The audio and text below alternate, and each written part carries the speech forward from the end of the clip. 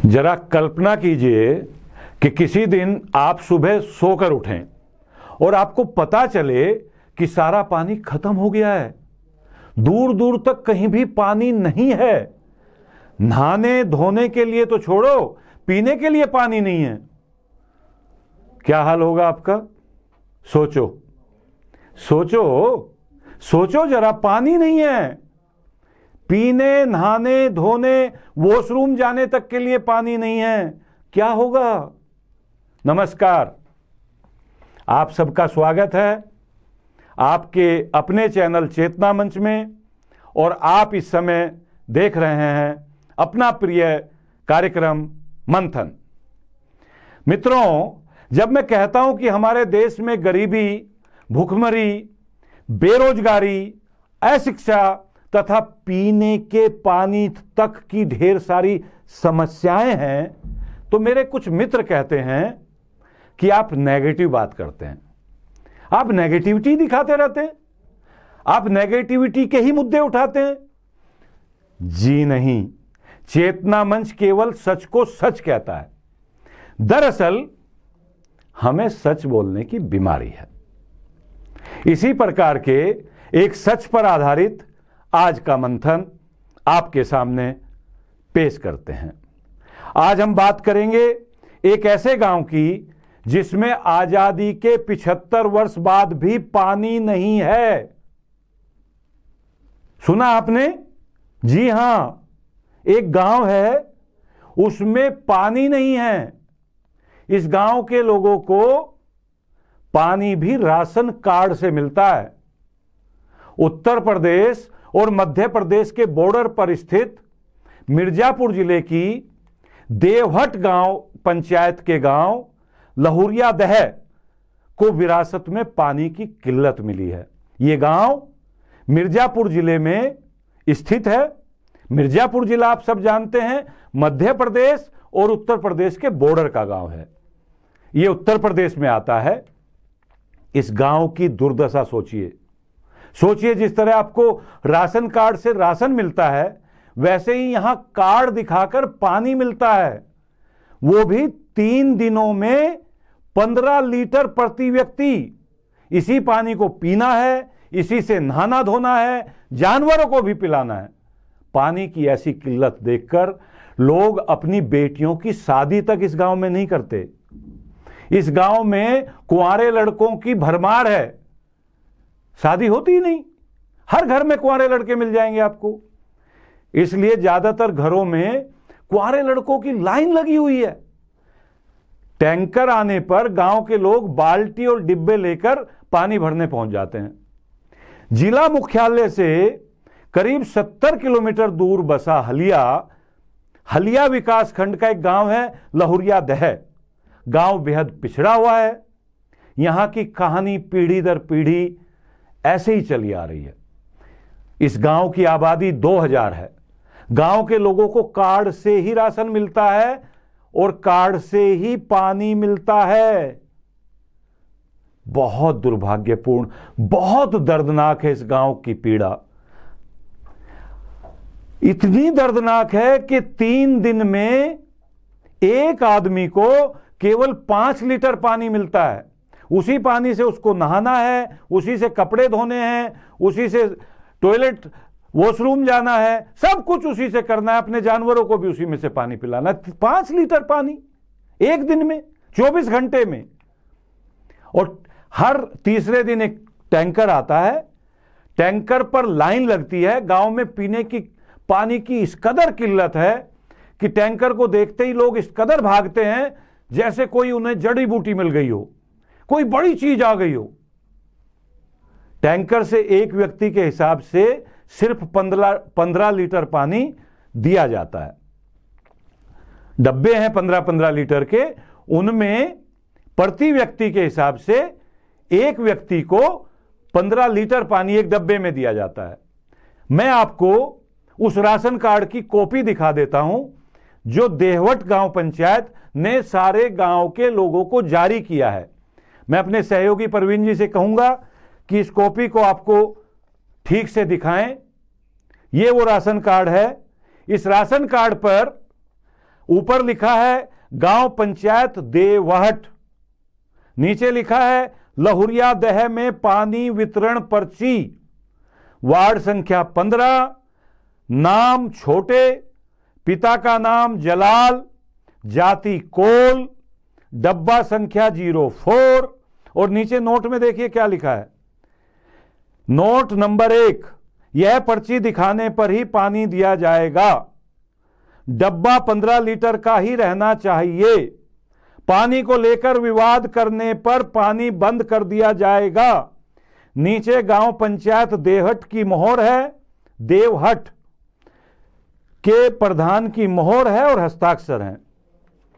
यह है दुर्गति, यह है मेरे देश के गांव का दर्द, जिसको मैं हमेशा चर्चा करता हूं कि गांव, गरीब, भूखा, झोपड़ी इस देश में एड्रेस ही नहीं हुआ कभी।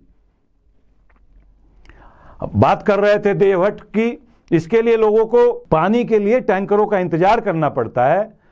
पुरुष बेचारे काम पर जाते हैं तो महिलाएं सारा दिन टैंकर के इंतजार में टैंकरों की लाइन में लगी रहती है। आपको हम स्क्रीन पर उन लाइनों की झलकियां भी दिखा रहे हैं। कई बार पानी के चक्कर में झगड़े हो जाते हैं, एक दूसरे के सिर फूट जाते हैं। लगभग हर सप्ताह कोई ना कोई घायल होकर के यहां से हॉस्पिटल्स में जाता है। यह गांव देश के सबसे बड़े प्रदेश उत्तर प्रदेश का गांव है। जी हां, उसी प्रदेश का गांव जिस प्रदेश की सरकार अरबों रुपए तो केवल इस प्रचार पर खर्च कर देती है कि प्रदेश अभूतपूर्व तरक्की कर रहा है। आहा हा हा, प्रदेश में स्वर्ग आ गया है, रामराज तो सड़कों पे उतर ही आया है, जमीन पर रामराज बिखरा पड़ा है। यह प्रचार किया जाता है तमाम विज्ञापनों में, तमाम भाषणों में, तमाम दावे और घोषणाओं में। उसी उत्तर प्रदेश का यह गांव है जिसमें पीने का पानी राशन कार्ड से मिल रहा है आज भी। अब बात करें मिर्जापुर जिले की। मिर्जापुर जिले में कुल 4 तहसील हैं, मिर्जापुर सदर, चुनार, मड़िहान और लालगंज। यह पूरा जिला एक ही लोकसभा सीट के दायरे में आता है। इस लोकसभा सीट का नाम है मिर्जापुर लोकसभा सीट। केंद्रीय मंत्री श्रीमती अनुप्रिया पटेल यहां से दूसरी बार सांसद हैं। जी हां, वही अनुप्रिया पटेल जी जिनके पतिदेव भी उत्तर प्रदेश की सरकार में मंत्री हैं।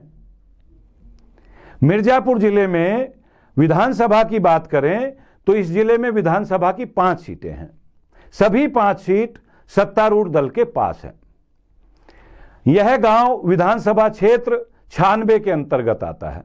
इस सीट से सत्तारूढ़ गठबंधन के नेता राहुल प्रकाश कोल विधायक हैं, अपना दल से आते हैं। आजादी से लेकर अब तक इस जिले में 82 कलेक्टर तैनात रह चुके हैं। 82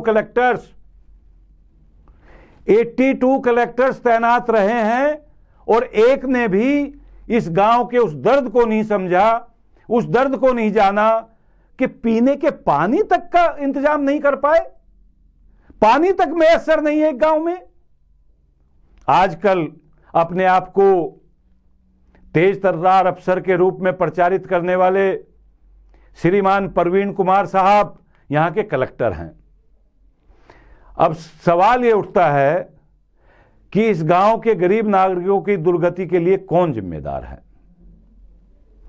भारत सरकार जिम्मेदार है, प्रदेश सरकार जिम्मेदार है, यहां की सांसद मैडम जिम्मेदार हैं, यहां के विधायक जी जिम्मेदार हैं, या फिर इस जिले के कलेक्टर साहब जिम्मेदार हैं?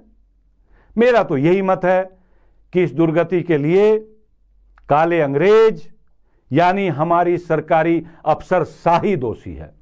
मेरा सीधा तर्क रहा है हमेशा कि अफसर यदि ठान लें तो जमीन पर, ग्राउंड पर कोई भी समस्या नहीं रह सकती, लेकिन ये करना ही नहीं चाहते। केवल बहानेबाजी, केवल टाल ऑफ द मैटर। सरकारी खजाने से अपने और अपने परिवार के ऊपर करोड़ों रुपए खर्च करते हैं और काम के नाम पर सिर्फ बहाने बनाते हैं। लहुरिया दह की दुर्गति के विषय में हमने मिर्जापुर के कलेक्टर साहब श्री प्रवीण कुमार को फोन किया और पूछा कि भाई तुम्हारे जिले में ये दुर्गति क्यों हो रही है। उनका जवाब था, सुनिएगा जवाब, एज इट इज बता रहा हूं। उनका जवाब था, अरे साहब आप लोग तो दिल्ली में बैठे हैं, आपको क्या पता फील्ड में कितने सारे काम होते हैं, हम एक गांव के काम में लगे रहें क्या। कलेक्टर साहब हम भी गांव से ही आते हैं। गांव, गली, गरीब और झोपड़ी का दर्द क्या होता है हमने जी करके जाना है, आज भी जी रहे हैं। आप हमें दिल्ली वाला समझ करके मैटर को टरकाइए नहीं। और पता क्या कहते हैं कलेक्टर साहब आगे, और वैसे भी हम उस गांव में टैंकरों के जरिए पानी रोज दे रहे हैं, पानी की वर्तमान में कोई समस्या नहीं है, पानी की कोई किल्लत ही नहीं है, ऐसा कलेक्टर साहब ने कहा। जब हमने उनसे पूछा कि भाई स्थानीय समाधान कब, स्थायी समाधान कब होगा इस समस्या का, तो पता कलेक्टर साहब क्या बोले। कलेक्टर साहब बोले, हां देखते हैं कब होगा, ये तो बहुत पुरानी समस्या है, कोई टंकी वंकी बनानी पड़ेगी। और ये कहकर के उन्होंने अपना फोन काट दिया। ये है इन काले अंग्रेजों की असली हकीकत। गंभीर बात पर चर्चा ही नहीं करना चाहते, इनसे कोई पूछे तो ये नाराज हो जाते हैं। ये हाल है इन काले अंग्रेजों का, इन पर कोई फर्क ही नहीं पड़ता। इनका नारा है, अपना काम बनता भाड़ में जाए जनता। यह स्थिति है मित्रों। अब यदि इसको कोई नेगेटिविटी कहे, इसको कोई नकारात्मकता कहे, तो चेतना मंच डंके की चोट पर कहता है कि हां हम नेगेटिव हैं। लेकिन सच को सच कहना, सच को सच दिखाना कहीं से भी नकारात्मक हो नहीं सकता। मैंने कहा ना, हमें सच बोलने की बीमारी है। और आप सब देखने वालों का प्यार, दुलार और लाड़ हमें मिलता रहेगा तो ऐसे ही और सच देश और समाज की तमाम गंभीर समस्याओं को आपके सामने रखते रहेंगे, इस सरकारों के सामने रखते रहेंगे।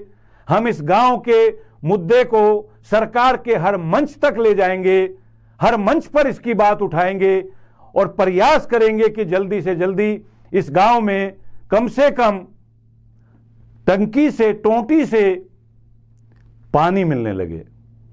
आजकल आप लोग देख नहीं रहे हैं कितना प्रचार हो रहा है, हर घर में जल, नल से जल। जल शक्ति मंत्रालय भी बना दिया है हमने। और जानते हैं उत्तर प्रदेश के जल शक्ति मंत्रालय के जो मंत्री जी हैं श्रीमान स्वतंत्र देव सिंह, वो इसी जिले मिर्जापुर के रहने वाले हैं। उत्तर प्रदेश भारतीय जनता पार्टी के प्रदेश अध्यक्ष भी हैं। रात दिन प्रचार कर रहे हैं कि प्रदेश में राम राज्य आ गया है। उन्हीं के जिले में, उन्हीं के क्षेत्र में, उन्हीं की नाक के नीचे गांव के रहने वालों को पानी नहीं मिल रहा है। अब वो ये सोचेंगे, अरे साहब 2000 लोगों का जो गांव है, 2000 में से वोट कितने होंगे, 700, 800, 900, क्या फर्क पड़ता है, एक गांव वोट नहीं देगा तो। ये दृष्टि ठीक नहीं है, ये दृष्टिकोण ठीक नहीं है, ये दुर्भाग्यपूर्ण है। आप सब जरूर सोचिएगा। और जहां जहां पर भी आप लोग हैं, व्यवस्था में बैठे हुए लोगों तक हमारी आवाज में आवाज मिलाकर पहुंचाने में मदद कीजिएगा। आज बस इतना ही। अपना और अपनों का ध्यान रखना। आप सबके अंदर बैठे परमपिता परमात्मा को प्रणाम करता हूं। मेरा प्रणाम स्वीकार करें। नमस्कार।